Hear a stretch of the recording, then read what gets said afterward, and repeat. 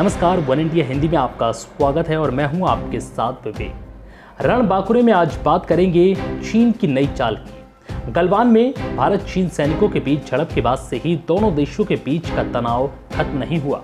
यही कारण है कि भारत अब चीन पर दबाव बनाने के लिए समुद्री सीमाओं को मजबूत करने में जुटा है। खबर है कि चीनी सैनिक श्रीलंका में घुसपैठ कर रहे हैं, जो भारत के लिए चिंता की बात है।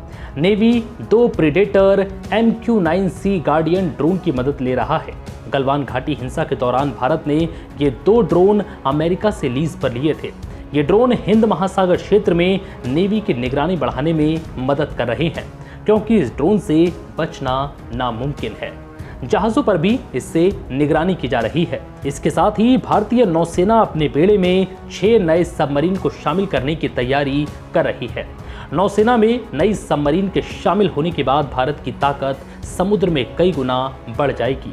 पूर्वी लद्दाख में चीनी सेना के साथ गतिरोध के बीच भारतीय नौसेना के एक शीर्ष अधिकारी ने बड़ा बयान दिया है। अधिकारी ने कहा कि श्रीलंका में चीनी नौसेना को नया पोर्ट प्रोजेक्ट मिलने से क्षेत्र में भारतीय हितों के लिए खतरा हो सकता है। अधिकारी ने चेताया है कि इस तरह की गतिविधियों पर कड़ी नजर रखने की जरूरत है। नौसेना के chief vice admiral G Ashok Kumar ने कहा कि भारतीय नौसेना देश की समुद्री सीमाओं को सुरक्षित करने के लिए पूरी तरह से तैयार है और कोई भी हमें आश्चर्यचकित नहीं कर सकता। चीनी श्रीलंका में घुसपैठ कर रहे हैं। उन्हें हाल ही में कोलंबो के पास एक पोर्ट मिला है।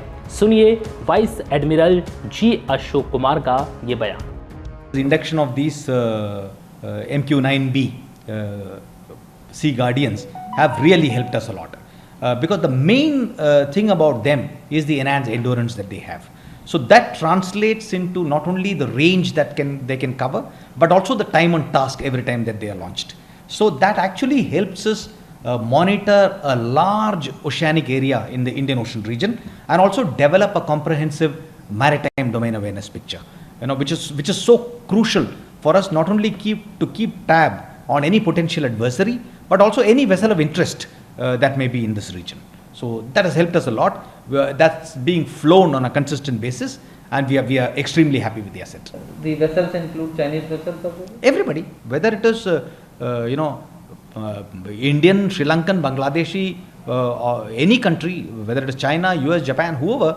If it is say a country which is not following the normal thing, it helps us to enhance our domain awareness as to what exactly are they doing. And sir, can we say that the predators, the addition of these predators and 30 more would be coming in near future, this has helped us in standoff with China in securing our waters?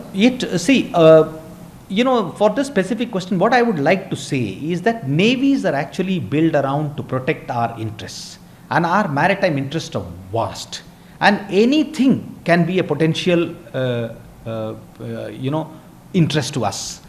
So therefore it is extremely crucial for us, like you are aware of the IFC IOR which got launched. So this actually helps us also get into agreements with our own maritime partners and neighboring nations and create a comprehensive maritime domain awareness. And these assets have played a massive role in that.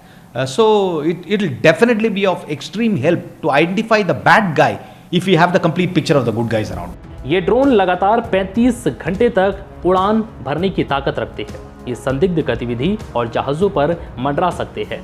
Bharat 30 और ड्रोनों के अधिग्रहण के लिए काम कर रहा है, जो हेलफायर मिसाइलों से लैस होगी। किसी संदिग्ध गतिविधि पर निगरानी कर रही टीम टारगेट को गिरा सकती है। इस वक्त इस परियोजना पर रक्षा मंत्रालय के स्तर पर बातचीत हो रही है। इसके लिए भारी ताकत के चलते सुरक्षा पर कैबिनेट समिति द्वारा इसे मंजूरी की भी जरूरत होगी। फिलहाल इस वीडियो में इतना ही। नमस्कार।